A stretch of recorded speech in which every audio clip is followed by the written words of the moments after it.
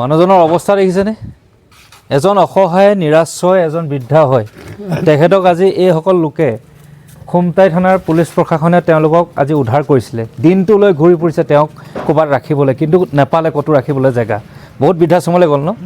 ক'ৰবাত ছিট খালী নাই, ক'ৰবাত অকল মহিলা ৰাখে, ক'ৰবাত প্ৰাইভেট পইচা লাগে, তেনেকুৱা ধৰণৰ বৃদ্ধাশ্ৰমো আপোনালোকে লগ পাই আহিলে। আৰু শেষত তেওঁলোকে মিষ্টাৰ বিটোক কণ্টেক্ট কৰিলে, কিন্তু মিষ্টাৰ বিটো উপায়হীন হৈ গৈছিলে যে তেওঁক কেৱল অন্ধ মানুহৰ বাবে আশ্ৰম বনাইছিলে। যিহেতু মানৱীয়তা যাত্ৰা কৰিছোঁ আমি, অন্ধ আশ্ৰম হ'লেও তেওঁক মই 2-3 দিন যি পাৰোঁ ৰাখিবলৈ সিদ্ধান্ত লৈছোঁ। এতিয়া ক'ত যাব, ক'ত থাকিব তেওঁলোকৰ ঘৰটো লৈ যাব নোৱাৰে, তেওঁলোকৰ ঘৰত নিজৰ পৰিয়াল আছে।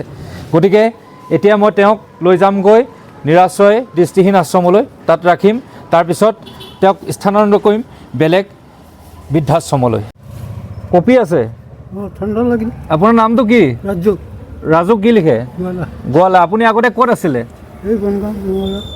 বনগাঁও। ক'ৰবাত কাম কৰি আছিলে মানুহ ঘৰত? এতিয়া কাম কৰা য'ত কাম কৰিছিলে মানুহে আপোনাক নাৰাখে নেকি? নাৰাখে। কেলে?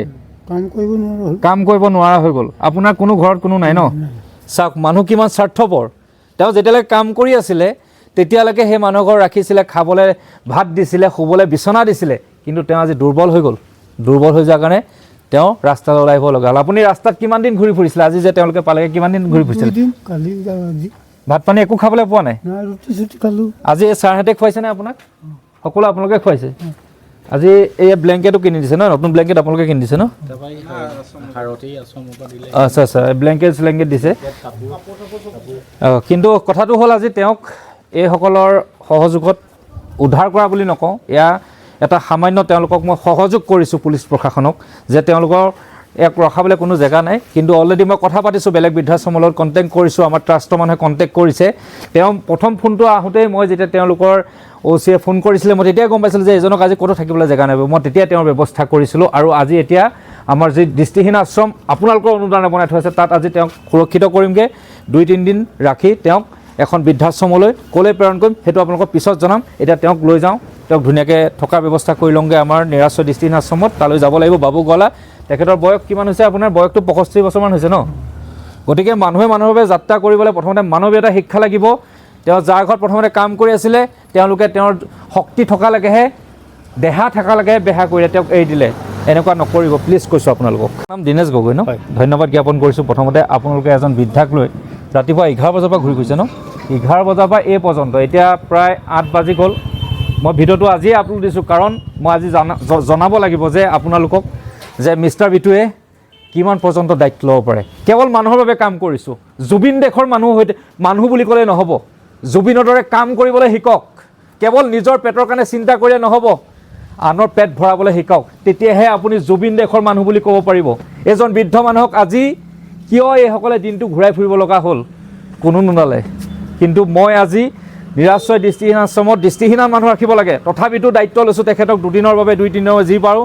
ট্ৰাষ্টৰ মানুহে মিষ্টাৰ বিটু হিউমেনিটি ট্ৰাষ্টে দায়িত্ব লৈছে যে তেওঁক বৃদ্ধাশ্ৰমলৈ প্ৰেৰণ কৰিম। সেই ভিডিঅ' আপোনালোকে পাব। কথা দিলোঁ, প্ৰথমতে এইসকল পুলিচ প্ৰশাসন তথা খুমটাই পুলিচ থানাক মই অশেষ ধন্যবাদ জ্ঞাপন কৰিছোঁ যে আজি মিষ্টাৰ বিটুক ইমানখিনি মানৱীয়তা কৰিবলৈ মোক এইকণ দিয়াৰ বাবে। এতিয়া তেওঁক লৈ যাওঁগৈ তালৈ, অলপমান আমাৰ লিখা মেলা কিবা ফৰ্মেলিটিছ এইখিনি কৰিম। তেওঁক আজি আমাৰ তাত ৰাখিম, যেনেকৈ বাৰু শুশ্ৰূষা কৰিম দেখা যাব। তাৰপিছত তেওঁক আমি বেলেগ বৃদ্ধাশ্ৰমলৈ প্ৰেৰণ কৰিম। এয়া কথা দিলোঁ মিষ্টাৰ বিটুৱে অসমবাসীক। আকৌ এবাৰ কৈছোঁ, জুবিন যুগৰ মানুহ, জুবিন দেশৰ মানুহ হৈ থাকিলে নহ'ব, কৈ থাকিলে নহ'ব। জুবিন দাৰ আদৰ্শ পালন কৰিব লাগিব, মনত ৰাখিব কথাষাৰ। তেওঁ অৱস্থাটো দেখি খুব দুখ লাগিছিল। মানুহেনো মানুহৰ লগত এনেকুৱা কৰিব পাৰে। আচলতে আমাৰ আশ্ৰমখন আছিল দৃষ্টিহীন লোকসকলৰ বাবে, কিন্তু মানৱীয়তা যাত্ৰাত এইবিলাক বিচাৰ কৰি থাকিলে নহ'ব। যদি সেইদিনাখন মই আমাৰ আশ্ৰমলৈ আনিবলৈ তেওঁক অনুমতি নিদিলোহেঁতেন, তেওঁ হয়তো আকৌ ৰাস্তাতে পৰি থাকিব লগা হ'লহেঁতেন। তেওঁ বহুত দুৰ্বল হৈ গৈছে বৰ্তমান। তেওঁক আমি যিমান পাৰোঁ শুশ্ৰূষা কৰি আছোঁ। তেওঁক কিছুদিন শুশ্ৰূষা কৰি আমি বেলেগ বৃদ্ধাশ্ৰমলৈ আমি স্থানান্তৰ কৰিম। কিন্তু তেওঁৰ এই দুৰৱস্থাটো যিঘৰ মানুহে কৰিলে, এনেদৰে ৰাস্তাত এৰি দি, যেতিয়ালৈকে তেওঁৰ গাত বল আছিল, শক্তি আছিল, তেতিয়ালৈকে তেওঁক কামত খটালে। কিন্তু আজি তেওঁ অসুখ হ'ল বুলি এনেদৰে এৰি দিব নালাগে। যোৱাকালি তেওঁক চমজি লৈতো ঠিকেই, কিন্তু বৰ্তমান তেওঁৰ বাবে বহুতখিনি আমি কষ্ট কৰিব লগা হৈছে। এই কষ্ট কেৱল মানুহৰ বাবে। তেওঁক খুৱাই দিব লগা হৈছে, তেওঁ নিজে খাব নোৱাৰে। তেওঁ নাখাওঁ বুলি ক'লেও বলেৰে খুৱাইছোঁ। তেওঁ ভোক নাই বুলি কয়, কাৰণ তেওঁ বহুত ভিতৰে ভিতৰে দুৰ্বল আছে। সকলো ঔষধ যোগাৰ ধৰিছোঁ।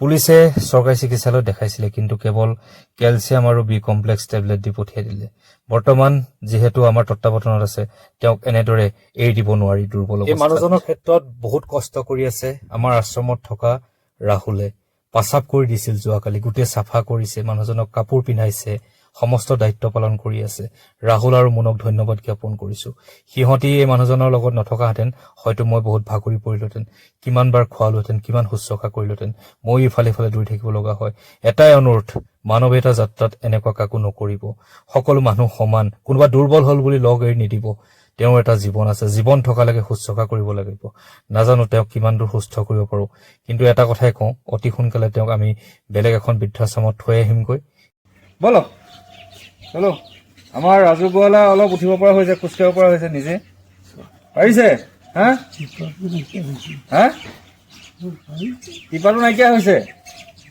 এতিয়া বহাই দিম অলপ এনেকে ঘূৰি ফুৰিছো আৰু বহক ইয়াত বহি দিয়ক বহক ধুনীয়াকে বহি ৰ'দত বহি থাকক হা অকল শুই থাকিলে নহ'ব আমাৰ ফালৰ পৰা যিমান পাৰোঁ তেওঁক শুশ্ৰূষা কৰিবলৈ চেষ্টা কৰিছোঁ কাৰণ মানুহজন একেবাৰে দুৰ্বল হৈ আছিলে অকণমান এতিয়া ভাল হৈছে আৰু অহা কাইলৈ আমি তেওঁক লৈ যাম তেজপুৰৰ এখন বৃদ্ধাশ্ৰমত তেওঁক থৈ আহিমগৈ আজিৰ দিনটো আমাৰ ইয়াত থাকিব আমি কৈছিলোঁ বেছি দিন নাৰাখোঁ 2-3 দিন ৰাখিম যিহেতু এখন দৃষ্টিহীন আশ্ৰম আমি বৃদ্ধাশ্ৰমলৈ লৈ যাব লাগিব কাইলৈ আমি লৈ যাম তেওঁক থৈ আহিমগৈ তেজপুৰত এয়া চাওক মই কৈছোঁ ইহঁতি বহুত কষ্ট কৰিছে ব্লেংকেট চব ৰ'দত দিছে গোটেই এইবিলাকত পাচাব কৰি দিছে তেখেতে তেওঁ মানে কণ্ট্ৰল নাই বেলেঞ্চ নাই টোটেলি বহুত দুৰ্বল হৈ আছে সিহঁতি মুখত ৰুমাল মাৰি কাম কৰি আছে শুশ্ৰূষা কৰি আছে এয়াই হ'ল মানুহে মানুহৰ বাবে আপুনি যিঘৰ মানুহত কাম কৰি আছিলে সেইঘৰ মানুহত কেইবছৰ আছিলে এতিয়া টোটেল আপোনাৰ অৰিজিনেল ঘৰ তেজপুৰত আছিলে ন তেজপুৰৰ পৰা আপুনি সৰুতে গুচি আহিলে 40 বছৰমান নেকি অ'ত কাম কৰি আছিলে এতিয়া যিঘৰ মানুহৰ পৰা উলিয়াইলে সেইঘৰ মানুহৰ দৰমহা কিমান দিছিলে 3,000 পইচা সাঁচি গৈছিলে নে কি কৰিলে পইচাবোৰ তাত কি কাম কৰিছিলে আপুনি বাৰী ঘৰৰ কাম মানুহ ঘৰতে ভাত পানী খাবলৈ দিছিলে নেকি যেতিয়া আপোনাৰ দুৰ্বল হৈ আহিলে তেতিয়া মানুহ ঘৰে নাৰাখিলে পঠিয়াই দিলে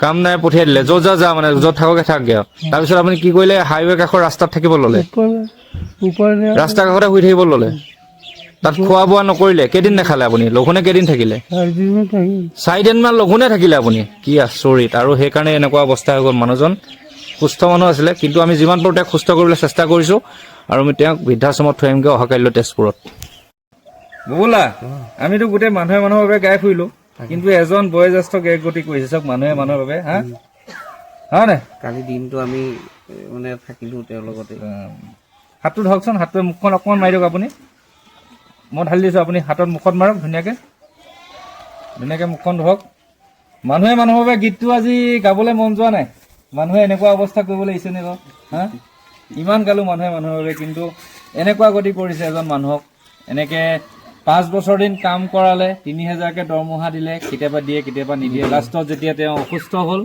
তেওঁক পঠিয়াইলে য'ত যা 4 দিনকৈ ৰাস্তাৰ কাষত নেশ্যনেল হাইৱেৰ কাষত তেওঁ পৰি থাকিলে অনাহাৰে তাৰপিছত পালেগে মিষ্টাৰ ভিটুৱে আৰু আজি এখেতক এয়া এনেকা শুশ্ৰূষা কৰি আছে আৰু যিমান পাৰোঁ আমাৰ ফালৰ পৰা শুশ্ৰূষা কৰিবলৈ চেষ্টা কৰিছোঁ আৰু অহা কাইলৈ আমি তেওঁক থৈ আহিমগৈ ধুনীয়াকৈ বৃদ্ধাশ্ৰমত যিহেতু আমাৰ এখন নিৰাশ্ৰয় দৃষ্টিহীন আশ্ৰম সেইকাৰণে আমি তেওঁ বিপদত পৰাৰ কাৰণে ৰাখিবলৈ মানে চেষ্টা কৰিলোঁ যি পাৰোঁ শুশ্ৰূষা কৰিলোঁ আৰু কাইলৈ তেওঁক লৈ যাম তেজপুৰলৈ চাহ দি দে চাহ খাওক আমাৰ ৰাজু ভাই চাহ খাওক ডেকা লোৱা বুলি ভাবক ৰাহুলে চাহ তাহ দিছে বঢ়িয়াকৈ খাই লওক হা তাৰপিছত আৰু আপোনাৰ দৰৱ পাতি খাবলৈ আছে খাইছে একদম পুৰা 2 কাপ চাহ খাই দিছে পুৰা পিয়াহত আছিলে আপুনি বা কমটি কষ্ট পাই আছিলে নে আপুনি ৰাস্তাত হা বহুত কষ্ট পাই আছিলে ন আপোনাৰ ঘৰত কোনোৱে নাই তাৰমানে ন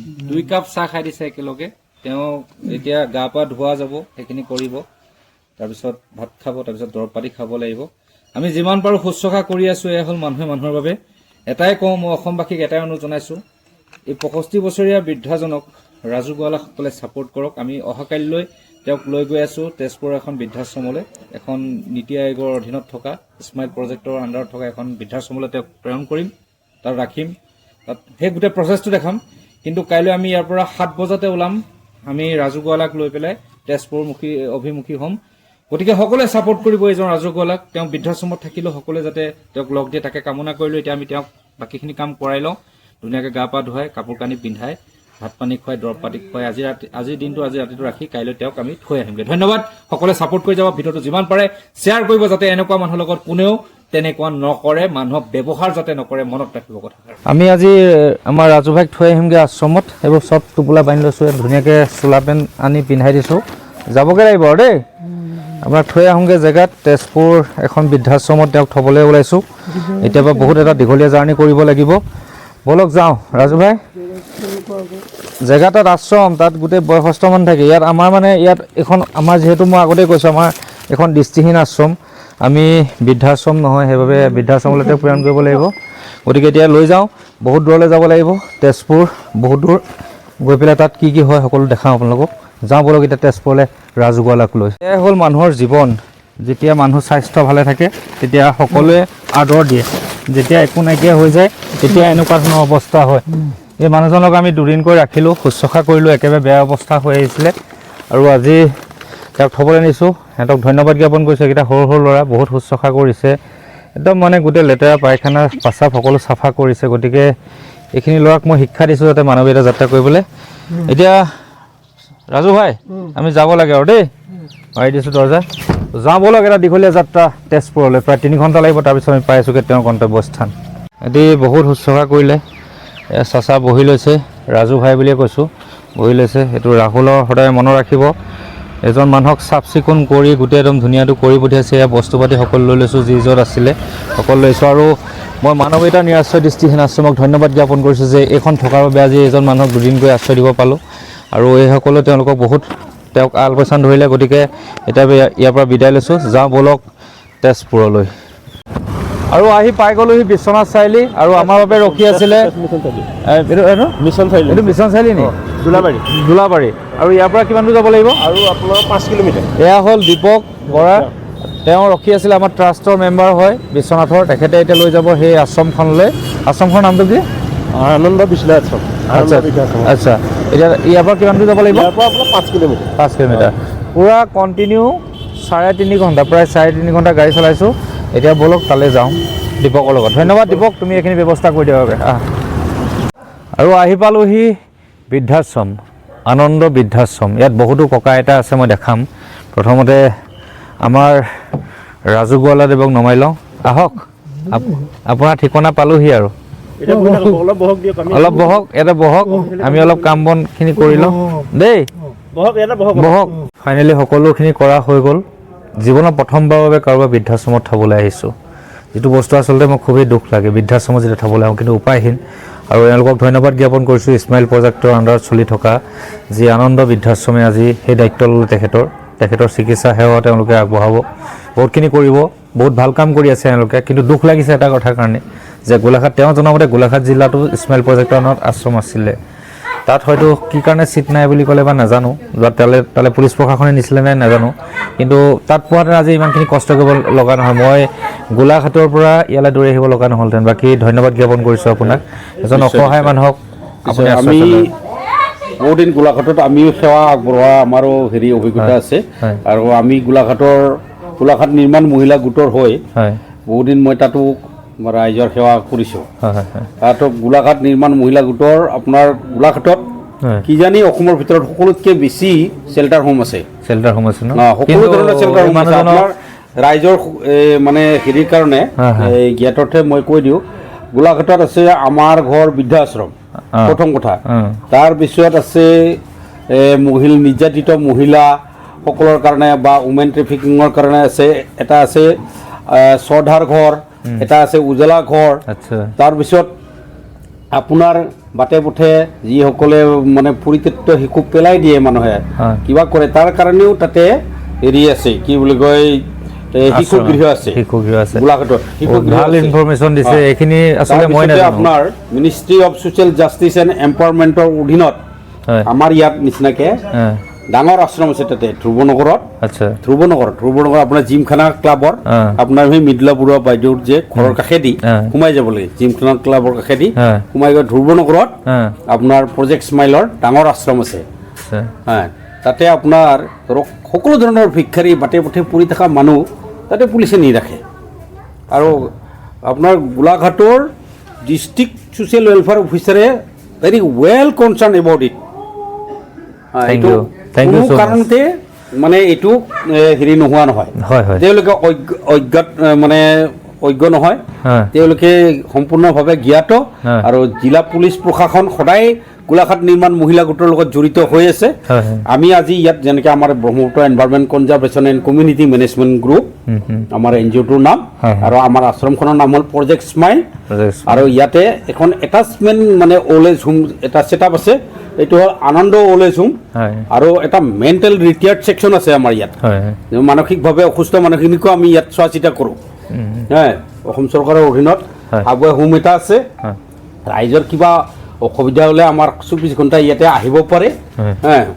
আমি গতিকে তেওঁ গোটেইখিনি সকলোখিনি ইনফৰমেশ্যন দি দিলে হয়। ভাল লাগিলে ভিডিঅ'টো বহুত ইনফৰমেটিভ হয় ধন্যবাদ আপোনালোকক দিলোঁ 9395283556 মই তথাপিতো দি দিম হয়। তাত দি দিম থেংক ইউ ছ' মাছ দাদা দাদাই ভালকৈ বুজাই দিলে আৰু যিহেতু মই গোলাঘাটৰ পৰা আহি থাকিবলৈ অসুবিধা হয় আমাৰ ট্ৰাষ্টৰ হিউমেনিটি ট্ৰাষ্টৰ মেম্বাৰ বিশ্বনাথৰ দীপক বৰুৱাক মই গোটেই দায়িত্বখিনি দি থৈ গৈছোঁ দীপকে বিভিন্ন ধৰণৰ কাম কৰি থাকিব তেখেতৰ অসুবিধা হ'লে আহিব তেখেতৰ কণ্টেক্ট নম্বৰ ৰাখিছে গতিকে দীপককো ধন্যবাদ জ্ঞাপন কৰিলোঁ যে মিষ্টাৰ বিটো হিউমেনিটি ট্ৰাষ্টৰ হৈ যে ইমানখিনি তোমালোকে কৰিছা আজি এওঁলোক নোহোৱাহেঁতেন হয়তো সেইকাৰণে কৈছোঁ মানৱীয়তা ন্যাস হ'লে সকলো আগুৱাই আহক মানুহে মানুহৰ বাবে আগুৱাই যাওক দীপকৰ দৰে ধন্যবাদ চাচা নাকান্দিবা চাচাক ইয়াত নমোৱাৰ লগে লগে শুশ্ৰূষা কৰিব লাগি গ'ল আৰু ধুনীয়াকৈ খুৱাইছে এই আছে মানুহ আমাৰ ইয়াত আছে থৈ গৈছোঁ হা ধুনীয়াকৈ থাকিবা ধুনীয়াকৈ থাকিব ভগৱানে ভাল কৰিব আৰু যিঘৰ মানুহে এজন মানুহক তেনেকুৱা কৰিলে মই তীব্ৰ ভাষাৰে ঘৰিহণা দিছোঁ কোনো মানুহেই যদি প্ৰকৃত অসমীয়া হয়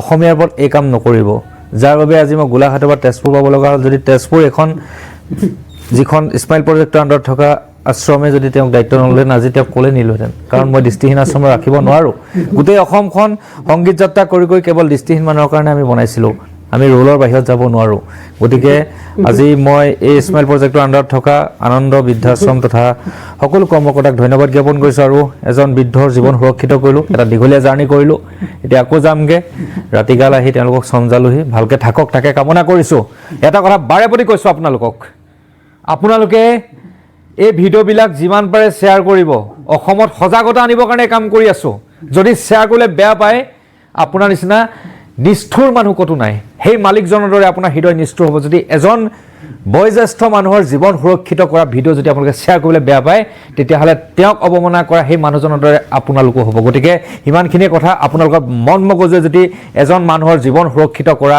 এই ভিডিঅ'টো আপোনালোকক চুই গৈছে কেনেদৰে কি জাৰ্ণি কৰিলে সকলোখিনি আপোনালোকে দেখি আছে তেনেহ'লে আপুনি নিজে বিচাৰ বিবেচনা কৰিব পুনৰবাৰ অনুৰোধ কৰিছোঁ কেৱল জুবিন যুগৰ মানুহ বুলি কৈ থাকিলে নহ'ব জুবিনৰ দৰে জুবিনদাৰ দৰে হৃদয় ৰাখিবলৈ চেষ্টা কৰক মানুহৰ জীৱন উদ্ধাৰ কৰিবলৈ কওক কেৱল সহায় কৰা নমুনা দেখাই থাকিলে নহ'ব এনেদৰে জীৱন উদ্ধাৰ কৰিবলৈ চাওক মই কি কৰিছোঁ নাজানো কিন্তু এজন মানুহৰ জীৱন সুৰক্ষিত কৰিবলৈ চেষ্টা কৰিছোঁ দুখ লাগিছে তেওঁক এৰি যাবলৈ কিন্তু এৰি যাব লাগিব আৰু বহুত মানুহ ৰখি আছে ধন্যবাদ ভালে থাকা চাচা আহিলোঁ দেই